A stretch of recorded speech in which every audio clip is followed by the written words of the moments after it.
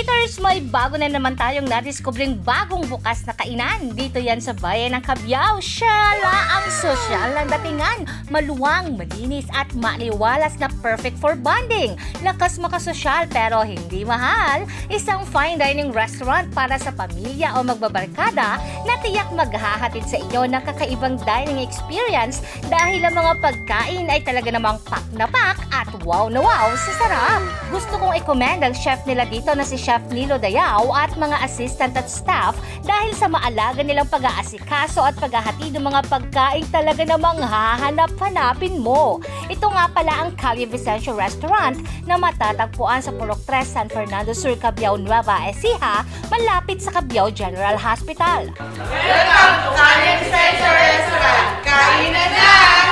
Ang kalye na talagang lilikuan mo, papasok kang gutom, lalabas kang kalmado, busog at may ngiti sa mga labi mo dahil masasatisfied ka talaga sa mga cravings mo.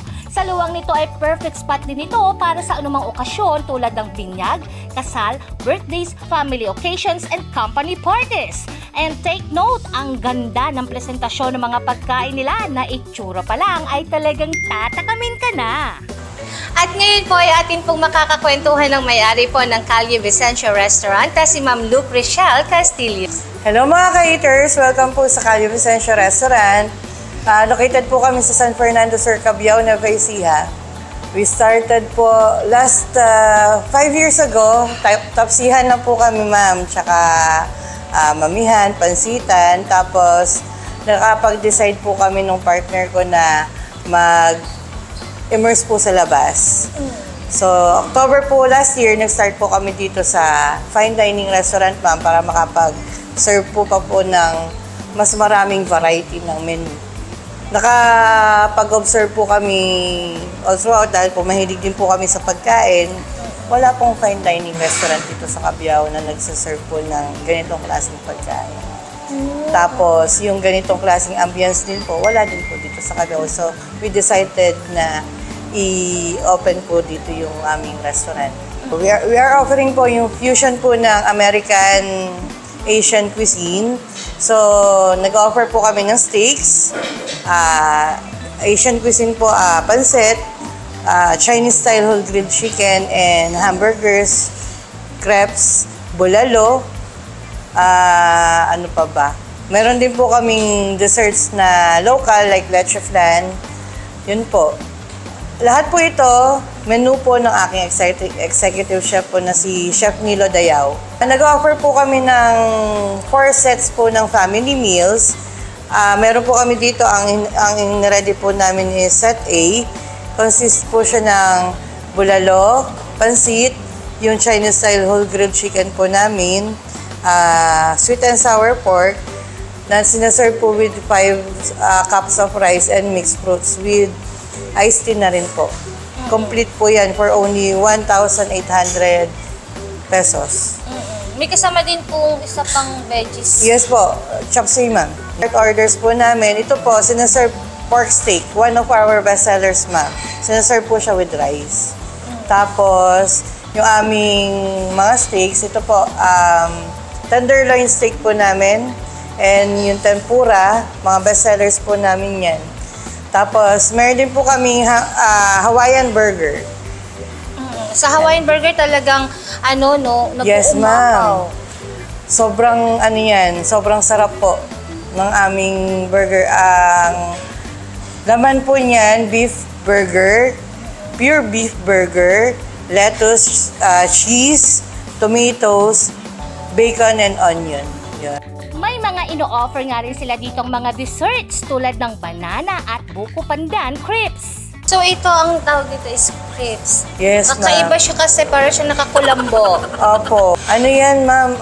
Hotel grade po talaga ang aming presentation ng pagkain.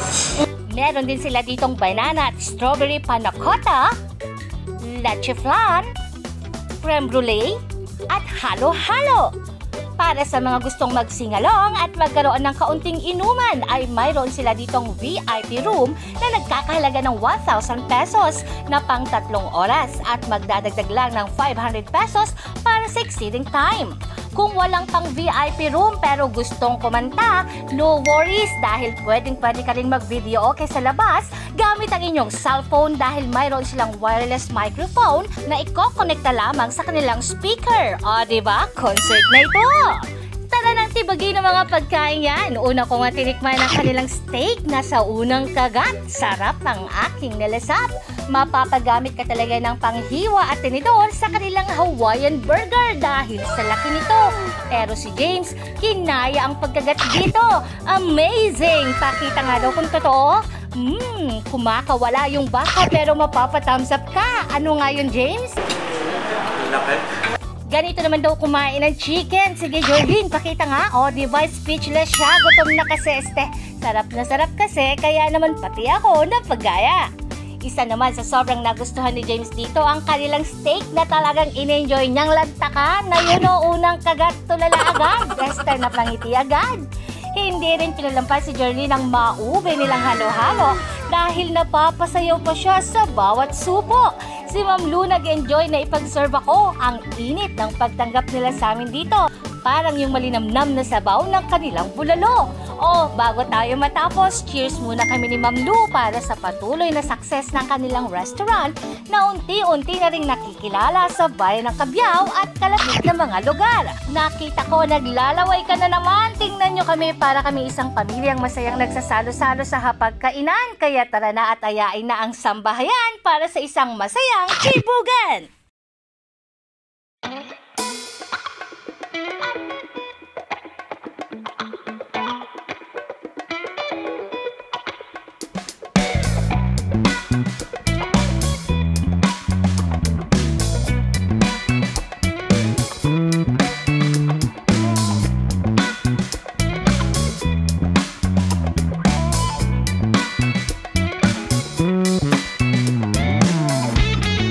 Programang ito ay hatid sa inyo ng Provincial Government of Nueva Ecija sa ilalim ng pamumuno ni Governor Aurelio Umali sa pakikipagtulungan ng Provincial Tourism Office. Para sa mga karagdagang katanungan, maaaring kontakin ang 0991-432-1657 o